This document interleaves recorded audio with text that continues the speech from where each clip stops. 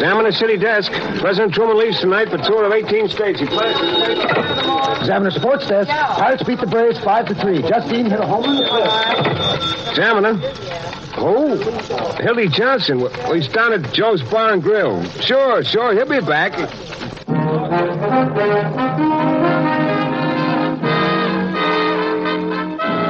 American Broadcasting Company presents Front Page, starring Dick Powell as Hildy Johnson.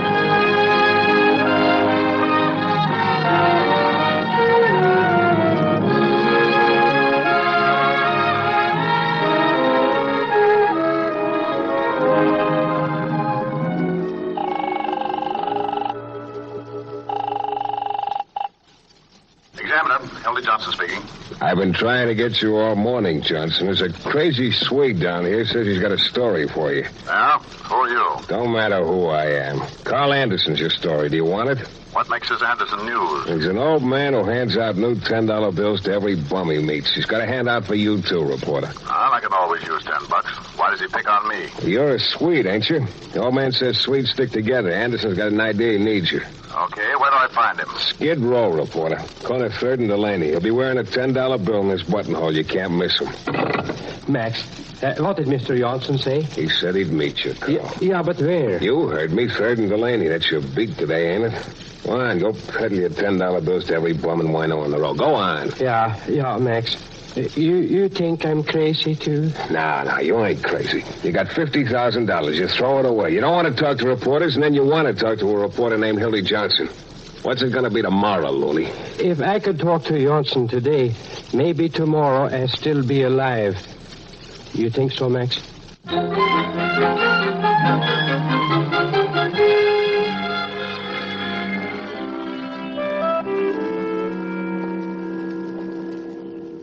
Well, if it isn't the Examiner's oldest copy boy. How are you, Hildy? Where's let you roam Skid Row all by yourself? Mr. Thomas of the Tribune. What's the current lying headline, Thomas? Oh, what kind of talk is that, Hildy? We're gentlemen of the press together. Yeah. You collect your $10 from the philanthropist over there? As a matter of fact, I didn't. I tried hard, but I couldn't make it. Crazy little Swede smells reporters. Only Tribune reporters. Watch me scoop. You are another reporter. I can tell. Go away. Good dog, Landsman. In fin doggy dog. Herr Detektiv? Ja, det alltid en fin dag att träffa en svensk. Vad är ditt namn? Hildy Johnson. Oh, Hildy Johnson. I've been waiting for you. Here, a present. $10. No, thanks, Mr. Anderson. I don't want the money. I was told you had a story for me. Yeah, I have. You are a reporter and a Swede. Therefore, you got brains. Yeah, we Swedes do a lot of crazy things, Mr. Anderson. Tell me, how can you make a living passing out $10 bills? Hildy, I have already made my living. With these two hands, I have made $50,000. Now it is my duty to share it with those who need it. Now, the words are fine, but aren't you afraid of going broke? Broke? Hildy, this is a way to wealth. Some people buy yachts with their wealth. Me, I buy little boats in people's hearts. Perhaps they will be sailing when I am no longer here to wave them on their way. Oh, you'll be here for a long time, Mr. Anderson. Maybe not with $50,000, but you'll be here. No, Hildy. Suddenly I will not be here. That's why I wanted to talk to you. You sound frightened. Yeah, I am. But this is no place to talk. My room is only a few doors down the street. Well, let's go, Mr. Anderson. I can't let a fellow Swede be frightened, can I?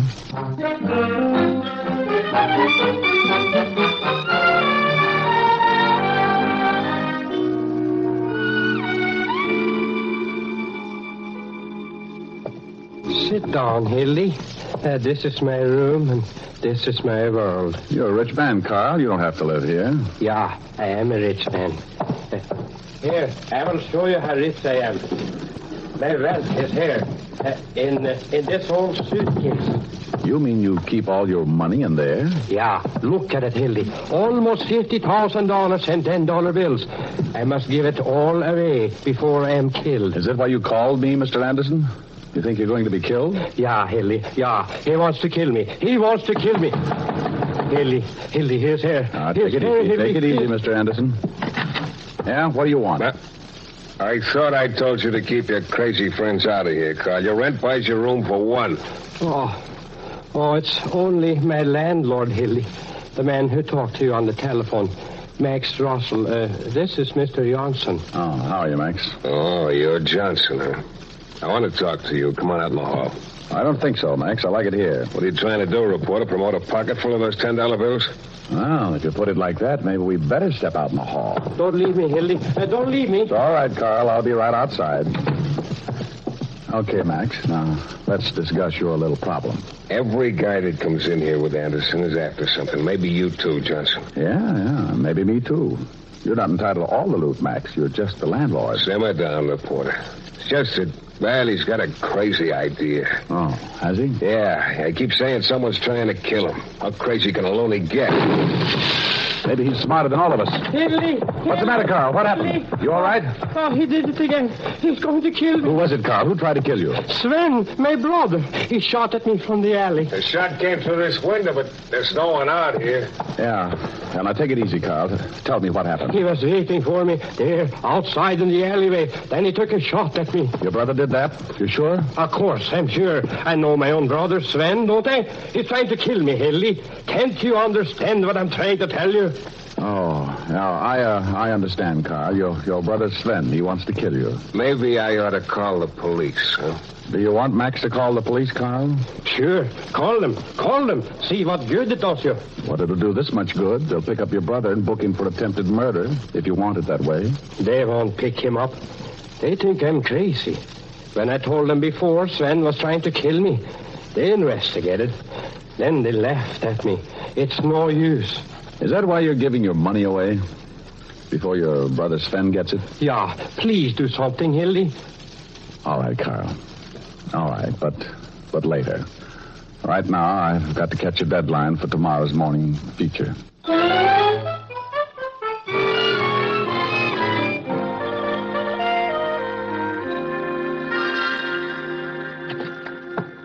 Well, hello, Walter.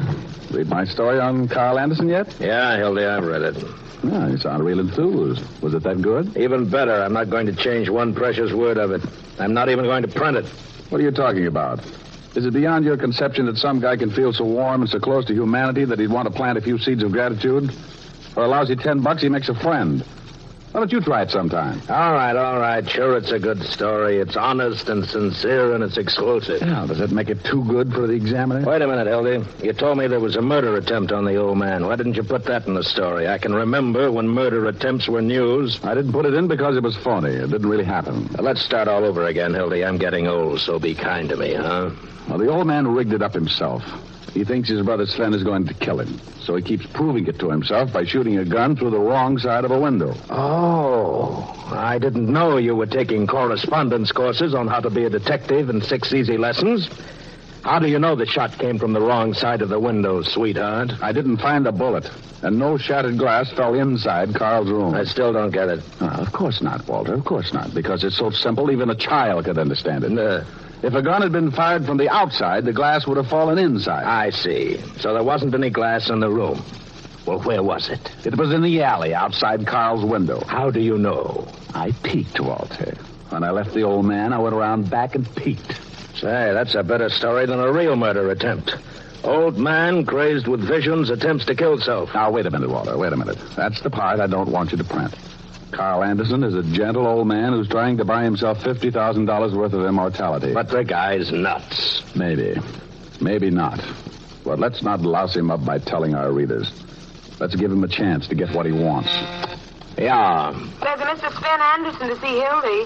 Who's that, Hildy? One of your Swedish cousins? No, blockhead. Sven Anderson is the brother who doesn't attempt murder. Have him come in. I'd like to meet him. Send Mr. Anderson in. Hildy, smell like a follow-up? Could be.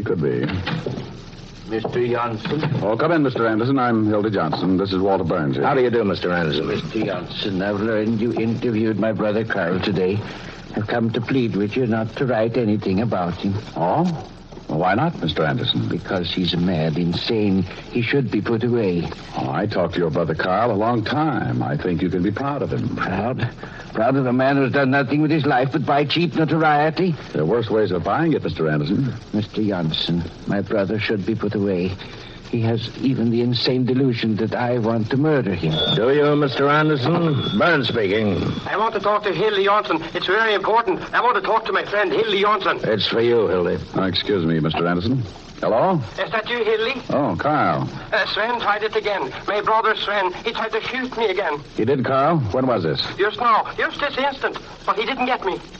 Oh, well, I'm glad to hear it, Kyle. You got to do something. You hear, Hildy? Promise me you do something. Yeah, I promise, Carl. Now, don't worry. You'll be all right. I'll come around and see you. That was your brother Carl, Mr. Anderson. He says you just took another shot at him. Now, do you believe me? I'm doing all I can. On good advice, I'm even sending a psychiatrist to visit with him this afternoon. A psychiatrist? Oh, no, not for poor Kyle. Psychiatrists are only for mixed-up people like Mr. Burns here. Hildy, get down to that crazy old man and get me a follow-up. Play up this Viennese psychiatrist angle. Who said he was Viennese? They're all from Vienna with beards. I want everything you can get on how he goes about treating Carl Anderson. Hypnosis, psychosomatics, the little black couch.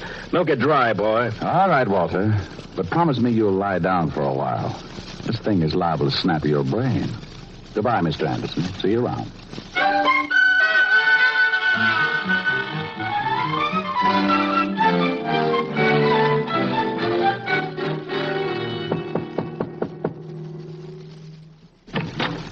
Yes? Well, I see Carl's been redecorating. Lovely furnishings. Well, hello, Carl. Mind if I come in? Oh, Hildy, isn't she beautiful? And she's a doctor. Really? Well, remind me to get sick sometime, Carl. It looks so exciting. I might make it that for you. I'm Dr. Ellen Moore, the psychiatrist. I was examining Mr. Anderson when you interrupted. I'm sorry. How was Vienna when you left it, Doctor? How was what? Nothing. It's only when I see such a beautiful psychiatrist I hear waltzes. Who are you? This is Hildy Johnson, Dr. Moore. My good friend from the newspapers. Oh, a reporter. An interesting type. I've often wondered about you, reporter. Now, you don't have to wonder anymore, Doctor. I can arrange a consultation. I'll take you up on that. Now, may I continue with Mr. Anderson's examination? Yes, by all means. Hey, what's this? A microphone? What are you going to do? Use Carl for a singing commercial? That's a microphone to a tape recorder, Mr. Johnson. I use it to record the reactions of my clients. I find it more revealing and more accurate than taking notes. Isn't she brilliant, Hildy? Yes, and pretty, too. Thank you. Now, may I continue? Oh, sure. Go right ahead. I'd like to see this. I'm sorry, but you can't be here. Your presence will color Mr. Anderson's response. Oh, I understand. Has Carl told you about his brother, Sven? Yeah, I told her, Hildy. I told her how Sven tries to murder me. Play it for him, Doctor. Play it so Hildy can hear. All right, Mr. Anderson, if it'll make you feel better. Listen, Hildy. Sven, why do you want to kill me? You want my money. You want my money. That's why you want to kill me. You want my money. You want my money. The whole tape is like that, Mr. Johnson. You see, it's all there. It's all there. Please, Mr. Anderson, you must be quiet or I can't help you. You are very beautiful, and I'm glad you're here. But I do not need a doctor such as you. I am not crazy. Of course you're not, Kyle. But you listen to Dr. Moore. She's your friend. Thank you, Mr. Johnson. Now, if you don't... Okay, I'm going. What are your visiting hours, Angel Doctor? Make an appointment, Mr. Johnson. We psychiatrists are very busy these days. Yeah, I'll bet. I'll wait for you at Joe's Bar and Grill. Maybe you can pencil me in. You'll have to take your chances along with the rest of my patients, Mr. Johnson. But I'll be disappointed if I can't make it. Oh, I'll wait now. I'll wait. I feel a big neurosis coming on.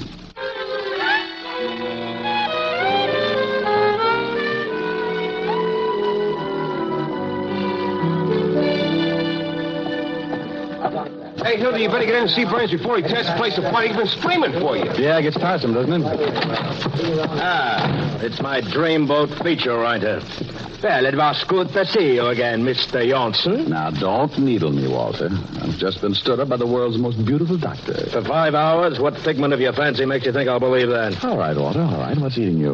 Mr. Johnson, one question. One simple little question. I'm listening, Walter. Would I be living a dream if I thought my touted reporter, Hildy Johnson, took one moment to read what our competitors have to say, to see that the Tribune, for instance, gives it to its readers? Oh, sure. The Tribune's got a little Abner. Yeah, you don't even have to turn the page. Read the headline. What? Carl Anderson, a suicide? Oh, no. Oh, yes, Mr. Johnson, a suicide. Oh, that poor sweet Anderson. Why, Walter? Why did he kill himself? You're asking me. Well, I sit at a desk. You're a leg man, Hildy. Where were you when Carl Anderson shot himself? He was your assignment. He still is. And I don't think he committed suicide. Well, don't think, Mr. Johnson. Just get me a story, or they may find you with a hole in your head. I'll see to it personally.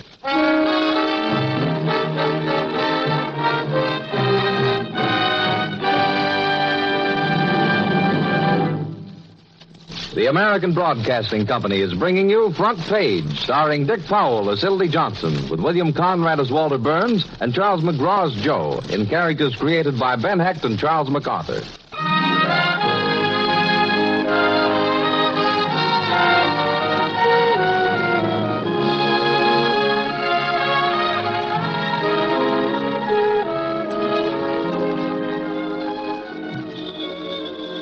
Here, Hildy, port yourself. Thanks, Joe.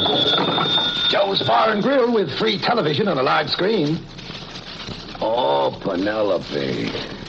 Look, Mouse, I'm very busy at this time. I told you not to call me during business hours. Well, I know you can't live without me, but I'm in conference. No, I'm not in conference with another mouse. Oh, Penelope, I'll say it again. Your eyes is like azure pools of dynamite in a quiet alley. Yeah. Hildy, I ain't never seen you like this. You better give me that bottle back. Leave it alone, Joe. Joe, tell me. Yo, what do you want to know, Hildy? Joe, do you believe a man like Anderson would commit suicide? Oh, I don't know, Hildy. Says here in the paper he was an eccentric. That kind of character could do anything to get his name in the papers. Maybe even kill himself. Oh, maybe. You should have met him, Joe. Carl Anderson was a sweet guy. You'd have liked him. He'd have liked you. If you say so, Hildy, I believe it. There's one thing that burns me up about the whole thing. What's that? That a no-good crumb bum like Mr. Thomas of the Tribune should beat you out of the story. That alone would make me label it a phony. Thomas is a good newspaper man, Joe. He got his story. Well, Mr. Johnson of the Examiner, did I actually hear you say something nice about me? That was a good piece of work, Thomas. Burns liked it, too. Oh, he did? Well, this occasion demands a drink. Joe, a drink for everyone in the house. You're a big sport, Mr. Thomas of the Tribune. Buying drinks for everyone in the house when there's only two of you. Have one yourself, Joe. That'll make it 3. No, thanks, Mr. Thomas. Having a drink on the Tribune would keep me up nights. I'd be ashamed to face myself in the morning. Excuse me, I gotta open another bottle. Joe has a great sense of humor. Yeah. Tell me, Thomas, did you believe that story you wrote? What are you talking about, Hildy? I'm an honest reporter. You really think a man like Carl Anderson would commit suicide? Oh, what's the matter, Hildy? Getting sentimental over a fellow Swede? Maybe I get sentimental when good people die. Friends ought to give you the poetry corner, Hildy. Of course Anderson committed suicide. He was crazy. He gave away money. And what about all those phony murder attempts he engineered? Sure, they were phony. He did it to call attention to himself, to get someone to believe he really would be murdered. I didn't figure it out until too late. What are you trying to do, Hildy? Build yourself a murder story to wipe out the stigma of a beast? I want to tell you something, Thomas. I'm glad you got that story. I'm glad I missed it. When my friends die, I don't like to stand on their graves and sell papers. You know, maybe you're through, Hildy. Maybe this newspaper game's too much for you. Yeah, what do you charge for lessons, Thomas? I want to learn how to write like a hack. Hey, Joe. Yeah, Hildy? Is this bum been annoying you? All you gotta do is give me the word, Hildy. I'll throw him out in his mouth. Now, wait a minute. No, Joe, no. Let him be. There'd be nothing new in finding a Tribune man in the gutter. And, Joe, if Walter calls, tell him I'll check with him later. What are you going to do, Mr. Johnson? Plant a murder rap on some innocent soul? You still think that crazy Swede didn't commit suicide, huh? Yeah, I still think so. Here's a pocket full of nickels, Thomas. Keep buying the Examiner. You'll want to know how it comes out.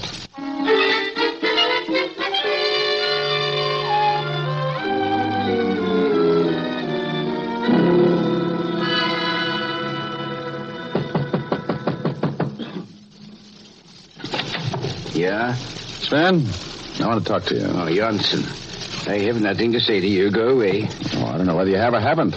Let's go inside and find out. Who you think you're shoving? Well, if you feel any pain, it's you. Now, what about your brother, Mr. Anderson? He was too nice a guy to be tagged to suicide. Blame yourself for that, Johnson. Trusted you. You could have helped him, convinced him to commit himself to an institution. Now Carl is beyond help. Well, from where I stand, it doesn't look like you shed one brotherly tear. Why should I? Carl was a madman. All that wealth, and he was throwing it away. Yeah, let's talk about that money, Carl's money. Who gets what's left? I think a more pertinent question is, where is it? What? Where's the money, Mr. Johnson? Do you have it? Is that why you came here, to give it to me? What are you talking about? There's no money that anyone can find. The banks have stated that Carl withdrew his entire account, $50,000. Police can find no trace of it. Ah, that makes you unhappy, doesn't it, Anderson? Yeah. When money is located, it will be mine. Carl's only living relative, rightful heir. Maybe you were in a hurry, Sven. A man could kill his brother and make it look like suicide and then steal his money. It's a pity. I never thought of it. Frankly, I could use the money. Now, sit tight, Edison. This missing $50,000 will get a lot of publicity. People will buy shovels and start digging up the city. Somebody might find it and give it all back to you. I might even do it myself. I look forward to your call, Mr. Johnson, with the money. There will be a suitable reward, of course. Oh, naturally. And if you still think that Carl was murdered, I can recommend a fine psychiatrist. Well, now, that's very nice, but no thanks. A reporter is never crazy. He's only got an evil mind.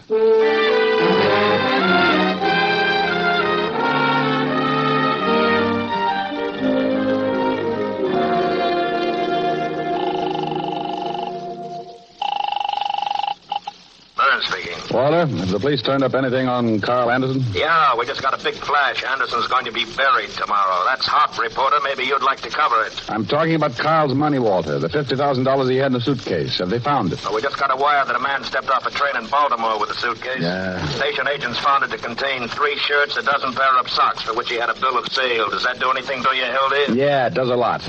It makes me know I've been living too close to you too long. I'm going to see a man about a room.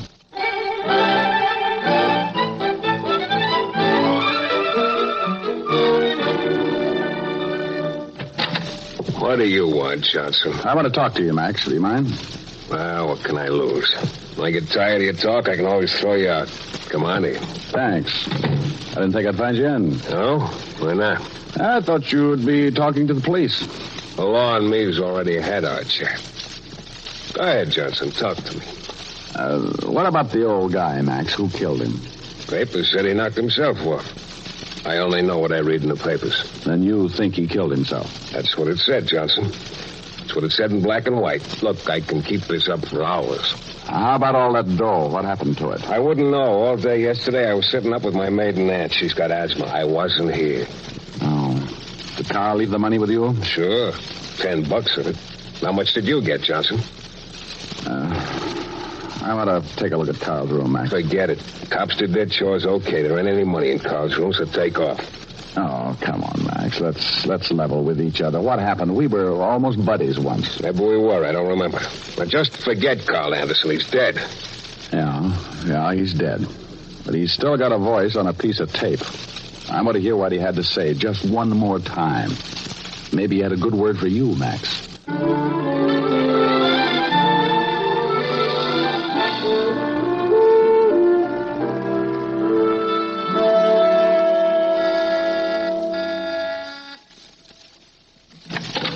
Oh, Mr. Johnson, what an exciting surprise. Please come in. Well, thanks, Angel Doctor. You never showed up for our appointment. I thought I'd drop by to see if you were sick. Oh, I'm sorry about that. I had some dull research to do. I'm sure you'd have been far more interesting. We reporters are real cases, Doc. Even our brain waves are censorable. Are they? Well, tell me everything. I'm a doctor, remember? That's right. You put heartbeats on a piece of tape. Carl Anderson's, for instance. You know, Doctor, I miss my old friend. Mind if I look around? That's my laboratory you're going into. I'm sorry, but I allow no one in here. Oh, but Angel, we'll never be happy together if you keep secrets from me. Hey, what are all those little cardboard boxes? That is where I keep the tape recordings on my clients. Oh, really? Wow, you do a good business. Well, here's Carl's. Hey, you mind if I listen to it on the recorder here? Maybe Carl said something on this tape I didn't hear before. Mr. Johnson, what my clients tell me is highly confidential. I can imagine they're very secretive about things like money, for instance. You know anything about Carl's money? No. Oh, look at here. Closet full of test tubes and bottles. Very professional. Is it part of a reporter's equipment to be rude? Doctor, be charitable and just call it an occupational disease. Wow, a nice bedroom. Oh? Were you planning a trip, Doctor? No. Why do you ask? Well, this suitcase. Seems a little shabby for a successful career woman like you. Leave that suitcase alone, Mr. Johnson. And the initials, CA. What do they stand for, Doctor? Ellen Moore and code? Mr. Johnson, please leave here at once. I have bad habits, Doctor. I open other people's mail and suitcases marked with the initials of Carl Anderson. Oh. All those $10 bills that could have made Carl so many friends. Mr. Anderson gave me that money. He made me promise to keep it for him because he felt he'd be killed. I was going to return it when I cured his fixation. Are they curing it with murder nowadays? Don't be a fool. I didn't murder your friend. Tell me about it before the noon edition. I want an exclusive. Oh, you better answer the door, Doctor. Maybe another rich client. Please stay here in the laboratory, Hildy. I'll send them away. All right, Doctor. You're the doctor. Dr. Moore. Oh, Mr. Anderson. You have my brother's money. Where is it? It belongs to me. Of course it does. Please, come in. I want it now, Dr. Moore. It's mine. What if I told you I don't have it? You think I believe you? You think I am mad? You murdered my brother? But I will not tell the police if you give the money to me. How do I know I can trust you, Mr. Anderson? You have to.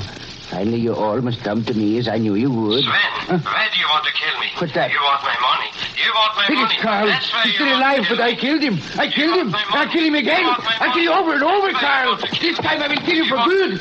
Carl.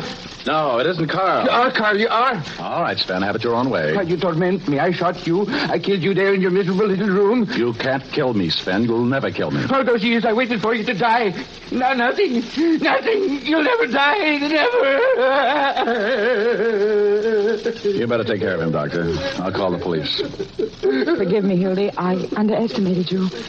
That tape recorder was a shock treatment I would never have thought of. Yeah, it's quite a little gadget, Dr. Moore. Tells you lots of interesting things. Let's record together some other time, shall we?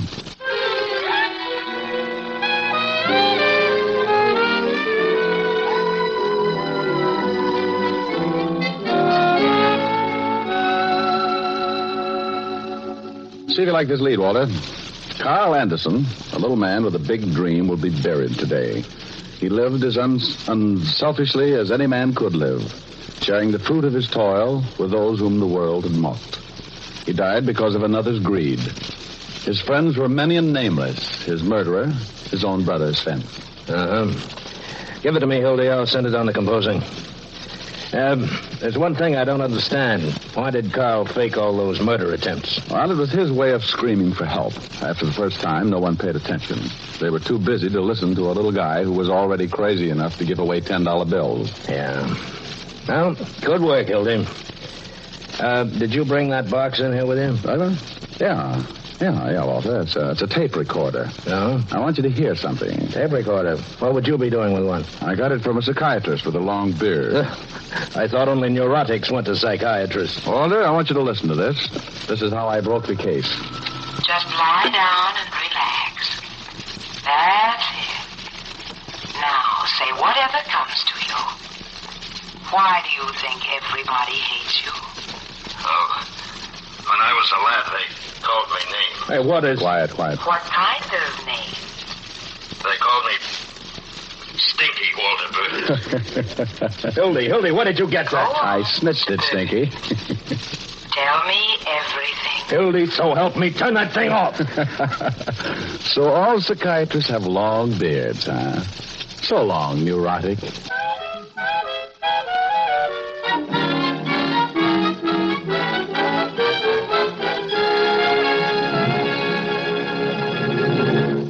Tonight's front page story was written by David Friedkin and Morton Fine. Basil Adlam composed and conducted our musical score. Heard in the cast were William Conrad as Walter Burns, Charles McGraw as Joe the Bartender, Betty Lou Gerson, Louis Van Ruten, Harry Stewart, and Jeff Chandler. The program is directed by Bill Russo and produced by Don Sharp. This is Owen James. Listen in again next week to another exciting front page story starring Dick Powell.